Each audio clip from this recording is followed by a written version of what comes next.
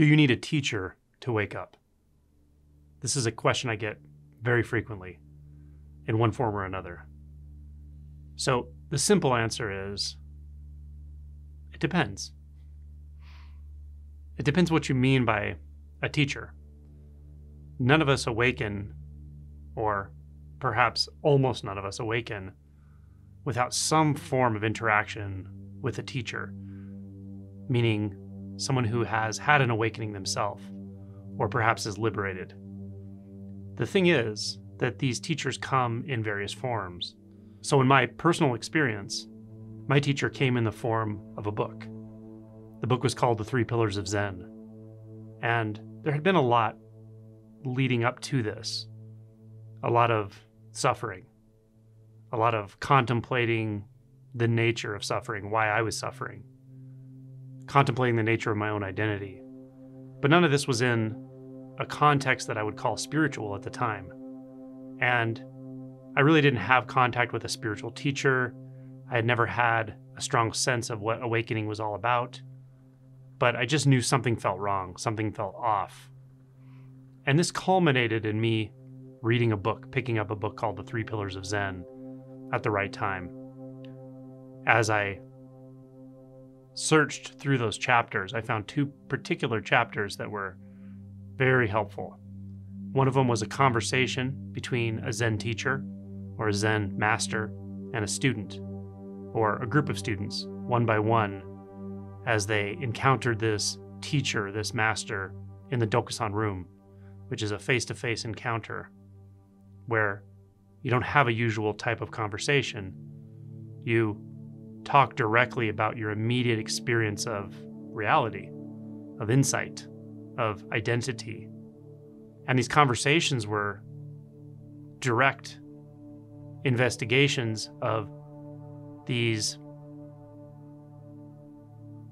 wonderful and generous practitioners' experience as they went through all of the trials and tribulations associated with sitting for hours and days on end in a rigid Zen retreat for the sole purpose of investigating their true nature.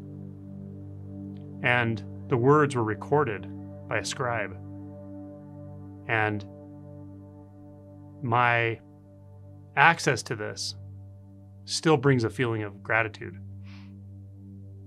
These were words on a page of a recorded conversation from 40 years before, or perhaps 30 years before. Probably some of those people in the conversations weren't even still alive. Certainly the Zen master, Yasutani Roshi, wasn't still alive. And yet, those words, those exchanges stood off the page. They were powerful. They were happening right now. They were electric. They transmitted something completely beyond life as I knew it, my own life as I knew it, the storyline and narrative of my life as I knew it. And I could tell something was being transmitted, something was happening. And it didn't feel like there in the book or in those Dokusan rooms 30 years before. And it didn't feel like here in my own life. It felt like it was occurring in some place that was bigger than all of that, that encompassed all of it. A place of interconnectedness that I had never known before. A place of wonder and mystery I had never experienced before that I could remember. So this was a very powerful transmission, and the teacher was Yasutani Roshi, or Yasutani the Zen master. But I didn't meet him in person. He wasn't even alive when I read these pages, these chapters. So to that degree, it was a Zen master, a teacher who woke me up or showed me how to wake myself up. So in that moment, I had a teacher. This is my story. This happens differently for everyone, but this can happen while reading The Power of Now by Eckhart Tolle, that first taste. Something more real than real, beyond the ordinary, and you know it. Could be when you read my book, could be when you read a different book, could be when you watch a non-duality video on YouTube or another platform, or listen to a podcast. Could be a chance encounter with someone who's not a teacher per se, but is deeply realized. And you come in contact with them and just have what seems like a casual conversation, and something starts opening. So all of these possibilities I'm describing do happen. More times than not, these are how the awakening starts for people, from what I've seen. Now, of course, you might be in a traditional Dharma situation. You might be a Dharma practitioner, a Zen Buddhist, a Dzogchen practitioner, or in one of the Hindu traditions. And you have a formal relationship with a teacher. That also leads to awakening. But if you sort of total all of these ways that we interact with teachers in various forms, whether it's asymmetric or real time, whether it's formal or informal, whether it's video, written word, or in person, to me, it doesn't really matter. What matters is the Dharma vehicle coming forward, tapping you on the shoulder, showing you it's possible. That's the role of a teacher. That's the value of a teacher, a facilitator, a guide, whatever you want to call it. I really just call it a transmission. Now, for some people, they do have profound tastes of pure consciousness, unity, timelessness, non-duality even, out of the blue, or seemingly out of the blue, without coming into contact with one of these types of books or ancient wisdom teachings or videos. I would suggest that in most of those cases even, you probably did come into contact with someone or something and you just didn't quite realize it, didn't recognize it. Transmissions happen all the time. They happen in casual conversations. They happen from people you would least expect. And they also happen as a result of tragedies or unexpected experiences, when your life plan is shaken up or erased suddenly. Your expectations are dashed. All that sounds terrible to the ego, but it sounds like music to my ears when we're talking about awakening. So events can also be teachers, situations, for sure. So no one really is an island when it comes to this. Even these awakenings out of the blue, there's something behind it. And it may just be karmic. It may be something that's not obvious to the conceptual mind, but energetically there's a lead up to it. So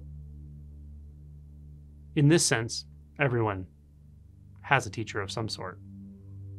And that is part of what opens us, starts the dismantling of the ego, and ultimately the self-structure, dismantling of ignorance, confusion, disassociation.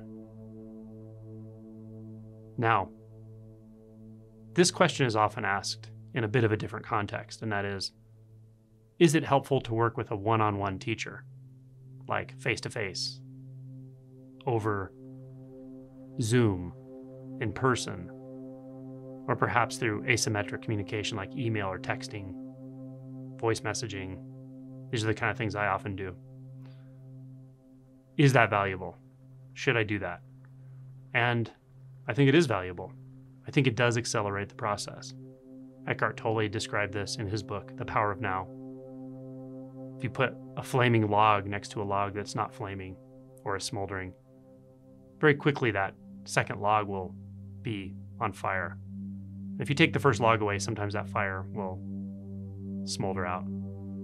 But sooner or later, it will be burning on its own. And when we talk about a liberated teacher, or a teacher who is free of the fundamental illusions that bind us, that kind of teacher, that kind of person, that kind of guide, facilitator, There's no specific word. These are just convenient words. They have a profound effect on you, especially when you're very open to awakening, or you've already had an awakening. The deepening, the helping you to see the subtle insights that are very easy to miss in later stages of realization, the fixation points. This is very valuable. It's not necessary, honestly, but it's quite valuable. And most of the people I know who have navigated deeper realization stages and so forth have had interactions with people like this. But it's certainly not necessary. There's so much good content now available to you through podcasts, through YouTube, et cetera, books. But if you have the means or the time, I would recommend it, generally speaking. You know, some of these teachers do work as guides, facilitators. That's what they do. That's how they make their money. There's nothing wrong with this. Just like there's nothing wrong with you taking money in return for the work you do. People need to eat. People need to pay rent. Enlightenment doesn't mean you magically manifest money out of nowhere. So I have no problem with people charging for their time, as long as it's reasonable. If someone's charging you $1,000 an hour because they're so enlightened, you might want to look around, find somebody who's not so in need of huge amounts of money. But, you know, reasonable fees for this kind of stuff is par for the course for people who do this for a living. And in my opinion, there's nothing more admirable than somebody who can do this for a living and does it from a place of no personal agenda when it comes to awakening. And they're out there. So I just want to point that out about the value of it. But what you're paying for is their time. You're not paying for the transmission. You're paying so that they can actually do this instead of having to work in a, let's say, more conventional profession or whatever. So you may have to find somebody who does charge. There are some people who will do some things for free, but often those are people who work in other professions and they don't have a lot of time and they're very limited in the access you'll have to them. So there are resources if you have no money at all. You can't pay for anything. But just know that they're out there. There are people out there who are willing to guide, facilitate. They may call themselves a teacher, they may not. They may be comfortable with that term, they may not. I often tell people I'm not a teacher. I can't teach you anything. That's the absolute truth. Awakening is not about you learning something, that's for sure. Unlearning, maybe. Maybe I'm an unteacher. Don't get caught up in the terminology. Be more concerned with the person. How do they act? How do they strike you? Do they strike you as having an agenda? Do they strike you as somehow being a bit egotistical, something like that? Those may be red flags. Look into it. In my book chapter on teachers, I go into great depth on what to look for, what to avoid, and how not to have the teacher-student relationship become co-opted or dysfunctional, either from you or from a teacher. So there are a lot of nuances to this, and I do see people get into bad situations, often with more sort of narcissistic, culty type people, which are out there, than with a genuine teacher. But some of us are very susceptible to that kind of influence, that kind of manipulation. So this is why I wrote the chapter the way I did. So do take a look at that if you are concerned about that sort of thing. But even if you're not, it can be helpful. Because there are subtle things that come into play sometimes in any interpersonal relationship, in any interpersonal arrangement that you may not see, but they can be a bit of a hindrance. And some of them are on your side, some of them are on the teacher side. So there are some cautions and some guidelines that I laid out in my book that will be helpful if this is what you're interested in. But just know they are out there. There are very, very valuable, powerful, potent facilitators. And I see big shifts happening when people interact with them. There's no guarantee. You can't predict any of this, truly. If someone guarantees you're going to have an awakening or enlightenment or whatever, then to me, that's a bit of a red flag. This is a very unpredictable process. It's very nonlinear. But I have no doubt that interacting with a liberated human whether it's in a formal way, informal way, in person, not in person, it has a profound effect. This includes going to retreats as well. If you go to a retreat led by a teacher that feels liberated to you, that transmits powerfully to you, just being in that vicinity of the group, of the Sangha, of the other very sincere practitioners, the way people move is very different in these environments. And it has a profound effect on you empathically, emotionally, and of course, cognitively. So that's another form of teaching or interaction with a teacher or even a group of teachers. So these are all things to investigate and explore. So to summarize all of this, as I said at the beginning, pretty much everyone has a teacher in some form or another, and it behooves you to stay in touch with teachers, to get feedback even as you go through deeper stages, deeper insights. Be open to feedback, be open to relational engagement with someone who's very clear. They don't have to be more enlightened than you or anything like that. That's an absurd thing to say, but clear people, compassionate people, people who don't feel fixated in any agenda can be extremely helpful and supportive along this process. So I do think that looking for some fixation in yourself that says, I don't need a teacher, I never had a teacher, I never need one, I never will be in need of a teacher, I'm the teacher, that's a big internal red flag. Watch for that. I see some people who do get fixated that way. And you may be in a deep stage of realization, but there's still something you're not seeing often if you're really not open to some form of feedback from other facilitators, realized humans. So that's the deal, We're all learners in one sense or another. We're all students in one sense or another. My Zen teacher used to say, I learn from everything inside and outside of me. That's a very good attitude. I feel exactly the same way. I learn from everything inside and outside of me, endlessly, spontaneously. It's so beautiful. And the most important lessons can't be stated in words at all. Can't be even shared, really. Who are you going to share that with? Someone else? Do you see the dilemma? When we talk about non-duality, there is no one else.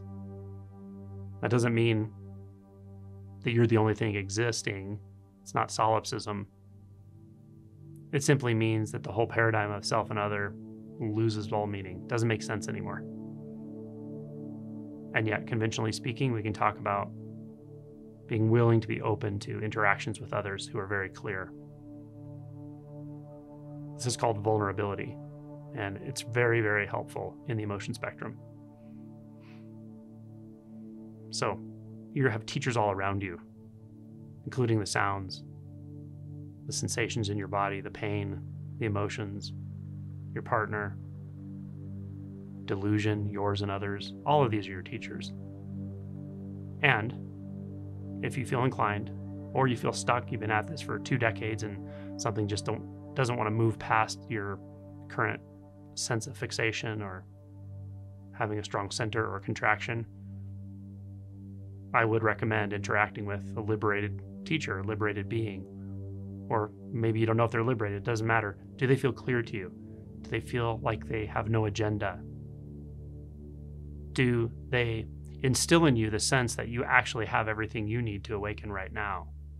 Whether they say that literally or whether they imply it through their language and behavior. That's going to be a good teacher for you. So go for it. But never forget that the ultimate Sadhguru is within you. Or let's just say within your immediate experience right now, and right now, and right now, always. It just comes in different forms.